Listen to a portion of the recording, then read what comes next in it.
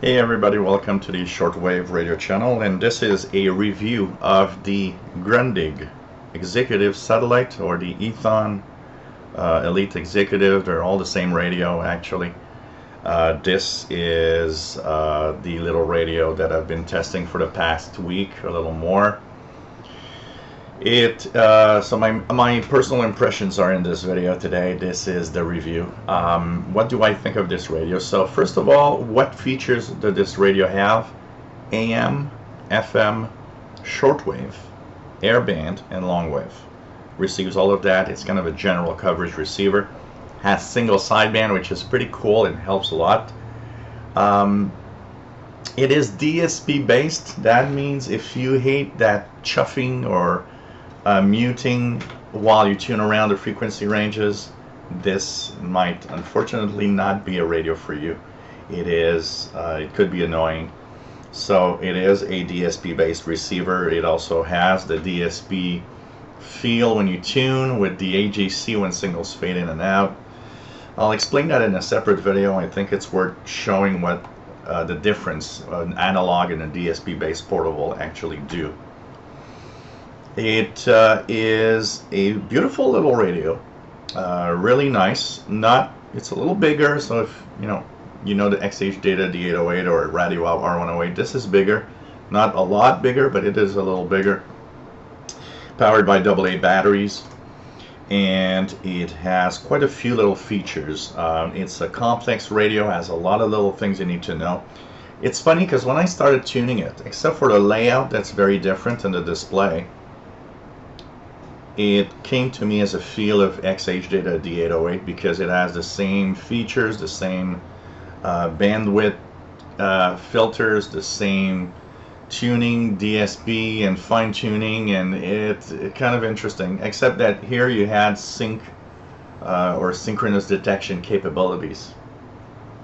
So on one side you've got the line in and out. Yes, in and out. Why? Because you can actually inject audio from something and listen to it on the radio speaker here, which is unique for this radio. Of course, it's a line out also. It has volume, it has the tuning knob that actually when you depress the tuning knob, it gives you slow, fast, stop, and an SSB fine tuning capabilities when you tune around. Like I said, it has the muting when you tune around with this, or the up down button, so it might not be the best radio. It depends what you do. That said, on single sideband it doesn't show too much. The muting is very, very brief. It's almost invisible. It's there, but it's not like in AM mode where you're kind of seeing that real little moment where you gotta wait for a tenth of a second for everything to come back.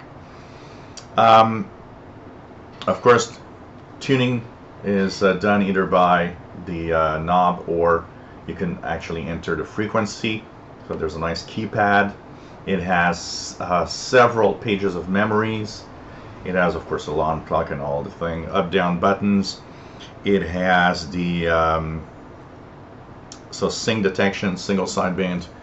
It is very interesting because the power button, and it's not a glitch of this radio, because I've read 3 or 4 reviews when I was waiting for this to arrive, and 2 of them mentioned that sometimes you press on the button for the power, it just doesn't turn on.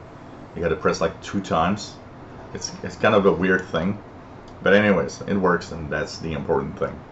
On the other side here, you've got, of course, a power jack for the adapter.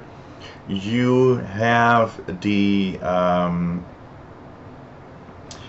earphone jack. You have an antenna jack if you want to have external antennas, and of course a DX local switch if it is too sensitive or signals are overloading the radio. You can do that. Of course, telescopic antenna with little kind of a little section, small section here for the radio to be able to bend the antenna on top because of the placement.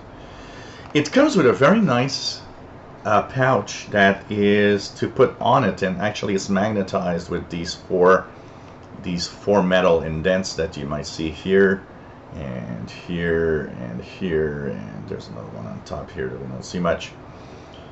It's very, very nice that they thought about this, because it kind of has this layout where you can actually open, tune, and do stuff, and there's only one problem with it. Why didn't they do something here so that there's holes for the sound to come through? Because right now it's just over, the flap is over it, and it blocks the sound. And I have to say, the sound strength on this radio is not the strongest of the radios I have. I especially noticed yesterday because I was tuning my Texan PL600 and this radio together, and the PL600 was so much stronger for the level of audio than this one. So in a quiet room it's okay, but if it's noisy outside, you might find that the audio is a little low, but the audio is really, really nice. The bandwidths are very cool, because you can actually select several bandwidths for AM listening, from 6 kilohertz down to 500 hertz. That's really cool for avoiding adjacent interference, for example. It has also the same smaller bandwidths for single sideband, so you can listen almost to CW if you want. It's really nice for that. It has the capabilities of very fine tuning on single sideband. It's kind of a pleasure to tune, except that depending on where you are in the range, it's off differently.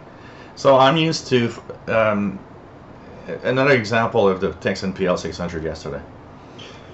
If I had the BFO to a certain level where it 0 beats with the voice, well, on the Texan PL600, if I tune to another frequency, it still 0 beats with the voice.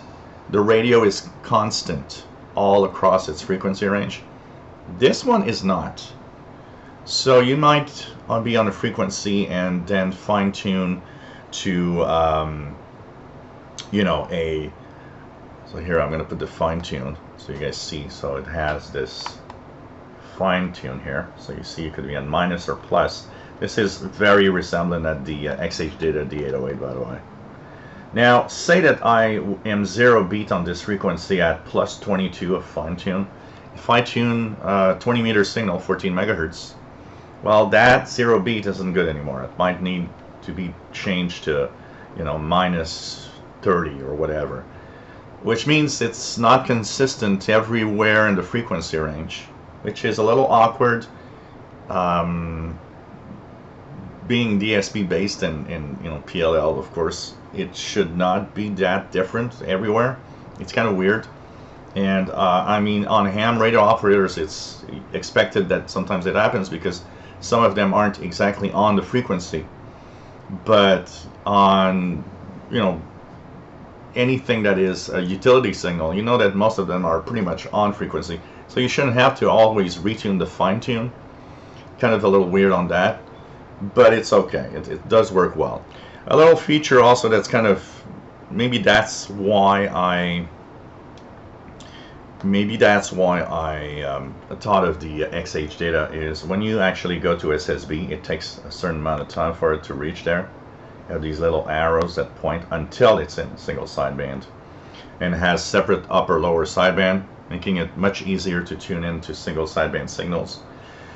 Decoding of single sideband signals, that said, is beautiful. Works fine. It's easy to tune in. The fine tuning is cool because you really fine tune to that 0 beat of the voice or whatever you're listening to. I actually listen to some pirate stations that play music, and you guys know, if there's one thing that you need 0 beat is there's upper or lower sideband music. That's or else it sounds so weird. Well, this works great for that. I was 0 beat and I could listen to some single sideband pirates easily. The radio is a little complex to use, and you will need the manual, and you will need to play around and understand the buttons, because it's not as easy as certain radios are in using the different features of the radio. Um, if I take my Texan PL680, which is also a complex radio, it's easier to like find what you want and do what you want. It's like more straightforward. Here there's a lot of buttons, and that a lot of buttons means there's a lot of learning also. So if you're not very good with manuals and very good with learning on little devices that are more complex, it gets to the complexity of the XH Data D808, because I know a lot of people have a hard time finding and tuning the stuff in the way they want, because they kind of have a hard time with all the functionalities of the radio itself. The reception on shortwave is very good. This radio receives pretty much up to par with any other portable I have that is in the top of the line. You know, my Texan PL680, my XH Data D808, this receives as well. It is as sensitive. One note, it is easier to overload this radio than it is the XH Data, for example, or even my Texan PL600 680. It seems to not like very long antenna. I've been kind of using my sloper on it because I've been doing a lot of listening outside. Basically what I did is mostly couple the sloper on the telescopic, because to avoid super strong signals, because when that happens, you're listening to a station, you'll hear another station in the same audio, because any other strong station not too far away will mix in. So it overloads easily compared to other radios that I have. That said, if you manage the antenna length and everything, it is pretty good. And on the telescopic, it's perfect and it works great. So single sideband, super fun to tune around single sideband with this. It's easy to tune, it's really cool. The FM performance is quite good. It receives my standard beacons that I call, like the VPR station on 107.9 from Vermont. I don't have anything to say except maybe, you know, like most portables here anyway, if you extend the telescopic, it kind of overloads and with the very strong FM stations around here, but I can't say it's worse than any other radio. And it does receive my standard beacons, meaning the FM is actually not that bad. Medium wave, it's okay, but I've compared it with my XH Data a little bit, which is superb on medium wave. I compared it with a couple of other radios that I know that are really good. It is maybe a little subpar. It's not as sensitive on medium wave as I have the other radios that I do use. That said, it, you know, brought in pretty much every stations that I wanted. Long wave, it seemed a little deaf. I have to admit, this seemed a little deaf on long wave. The non-directional beacons that I hear were not as clear on this one on long wave. Airband listening, you know, what I have to say is it gets the planes and it seems to work well. Is it, you know, honestly, if you're a big airband fan, I always tell you, everybody, you know, buy a cheap scanner. You have better for your performance and the speed of scanning, because the speed of scanning of this is like turtle speed. It's not fun on the airband or to scan at turtle speed. You want to have a good scan that scans fast, not something like that. That said, if you live near an airport and you want to punch in your frequency for the tower, for example, in the planes, you punch in the frequency, that works fine. Looks to be sensitive, not as sensitive as a scanner radio, but it does the job, and it, you know, it could be something that you enjoy. But you know, and it's fun to have that added capability of airband. Synchronous detection is okay, but my Texan PL680, for example, is a million times better. This one unlocked easily when the signals faded out a little bit, which you don't want in general. So I was not impressed with the synchronous detection here. The best one that I've seen yet, and still is on my Texan PL680, which is rock solid. Even with big fades, it's still rock solid on the signal. This one, if the signal fades a little too much, it unlocks. It's not something you want. You want it to be rock solid usually. On stronger signals work great, but the problem is you want to use synchronous detection on signals that fade a lot, and that's where it maybe fails a little bit. For the rest, it's a DSP based, meaning chuffing, muting, weird fade outs when the signals fade out that most DSP based radios have. Do I like it, and is it going to be one of my radios I'm going to use? Yes. I like the XH Data D808 a lot, and you guys know that I'm not, I don't tune around that much with portables, which means that muting is not something that annoys me, because I don't use this radio to start, start to tune around the frequency ranges that I want to listen to. If I would be a guy that tunes constantly in search of new signals, okay, yeah, I probably would not use this because of the muting. Like I said, remember that the muting on single sideband is actually not too bad, but you hear it still, But that is better than the same tuning in AM mode, where that muting is actually a real big. Look at that. Look at the time it takes. So on single sideband, it's manageable. In AM mode, a little less. So if you're annoyed at that type of tuning, you'll forget about this radio, that's for sure, and want to have a more of an analog style receiver. Overall, I do like it. It is a great radio. If you don't mind muting and you get one of these for shortwave listening, you're going to have very good performance, and you're going to have a great radio. You'll just have to learn a little bit more about the buttons and its complex way of working, and just manage a little bit on the fade in and out of DSP signals. Kind of weird a little bit.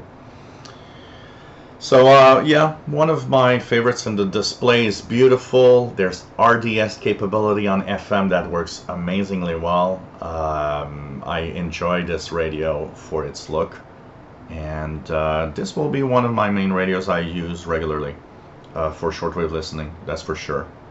But of course, it's not necessarily my favorite.